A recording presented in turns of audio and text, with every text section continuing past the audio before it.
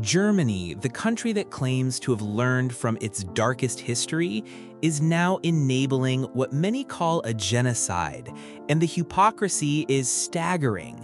While German officials speak about never again, they're simultaneously providing weapons, diplomatic cover, and unwavering support to Israel's assault on Gaza, all while brutally cracking down on anyone who dares to speak out about Palestinian suffering on German soil. Let's talk about Germany's so-called moral stance, because what's happening right now exposes one of the most cynical foreign policy positions in modern Europe. For over a year, as international organizations, human rights groups, and even some governments have repeatedly confirmed Israel of committing genocide in Gaza, Germany has remained steadfast in its denial. In December 2024, after Amnesty International released a comprehensive report concluding that Israel is committing genocide against Palestinians, Germany's Foreign Ministry spokesperson Sebastian Fischer dismissed it, stating that genocide presupposes a clear intention to eradicate an ethnic group. I still do not recognize any such clear intention. The terrible part isn't that Germany is just providing diplomatic cover, but they're literally arming the violence. Despite overwhelming evidence of war crimes, despite international court proceedings, despite the deaths of over 60,000 Palestinians, Germany has continued to be one of Israel's largest arms suppliers. We're talking about weapon systems, ammunition, military technology, all flowing from German factories to Israeli forces, while children in Gaza are being pulled from rubble. The same country that built memorials saying never again is now facilitating what experts call systematic extermination. And the German media, they've become active participants in this propaganda campaign. German news outlet Bild went as far as labeling Palestinian journalist Anas al-Sharif, who was killed in an Israeli airstrike reporting from Gaza, as terrorists. Imagine that. Journalists documenting their own people's suffering and getting killed in the line of duty are branded as terrorists by German media, while the actual bombing campaigns are presented as legitimate military operations. This isn't journalism. This is state-sponsored dehumanization, the same kind of media manipulation that historically enabled genocide by making victims appear less than human. But perhaps the most telling aspect of Germany's hypocrisy is how they treat their own citizens who dare to speak up for Palestinian rights. The crackdown on pro-Palestine protesters in Germany has been absolutely ruthless and systematic. Since October 7th, nearly 3,000 pro-Palestinian protesters have been investigated by police in Berlin alone. That's not law enforcement, that's political persecution. German police have banned Palestinian flags, arrested people for chanting "from the river to the sea," and even prohibited protests entirely in some cases. The level of repression is shocking. Riot police raiding pro-Palestine events, banning international speakers from entering the country, seizing banners and Palestinian symbols, arresting people simply for speaking Arabic at demonstrations. In one particularly disturbing incident in March 2025, German police violently cracked down on female pro-Palestinian demonstrators during International Women's Day because apparently solidarity with Palestinian women isn't allowed in modern Germany. We're talking about a supposed democracy where expressing support for Palestinian human rights is treated as a criminal act.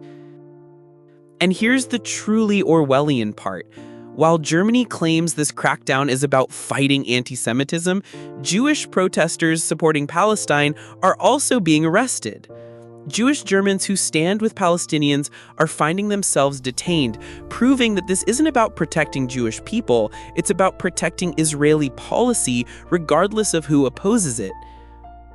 One Jewish protester noted that Jews are just arrested, Palestinians are beaten, highlighting how even within the crackdown, there are levels of state violence based on ethnicity.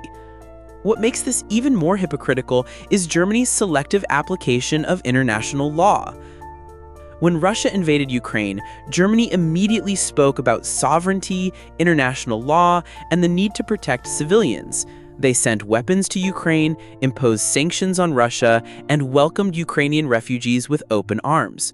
But when Israel does far worse to Palestinians, when the death toll is exponentially higher, when the destruction is more complete, Germany not only stays silent but actively enables it. The message is clear. Some lives matter more than others. Some victims deserve protection, while others deserve extermination. Germany's historical guilt about the Holocaust is being weaponized to justify present-day genocide, and that's perhaps the cruelest irony of all. They claim supporting Israel unconditionally is how they atone for their past, but what they're actually doing is using Holocaust memory to enable mass killing of Palestinians. This isn't atonement, this is repetition with different victims. The same dehumanization, the same systematic destruction, the same willful blindness of bystanders.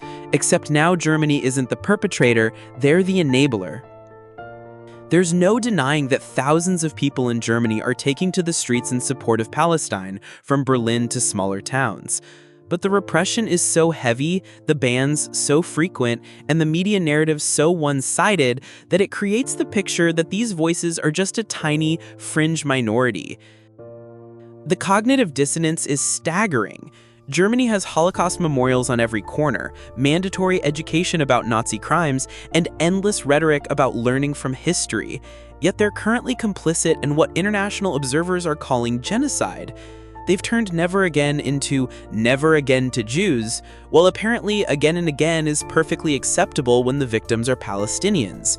That's not moral learning, that's moral selectivity. Even within Germany, there's growing recognition of this hypocrisy. German civil society organizations, human rights groups, and even some politicians are speaking out against their government position, but they're being marginalized and silenced. When your own citizens are telling you that you're on the wrong side of history, and your response is to arrest them rather than listen to them, that says everything about your moral bankruptcy. What makes this situation even more grotesque is the timing. As Germany celebrates its supposed transformation from a genocidal state to a defender of human rights, they're actively participating in modern genocide denial and facilitation.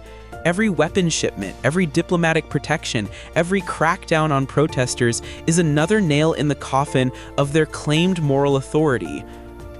How can a country that supposedly learned from genocide be so blind to contemporary genocide?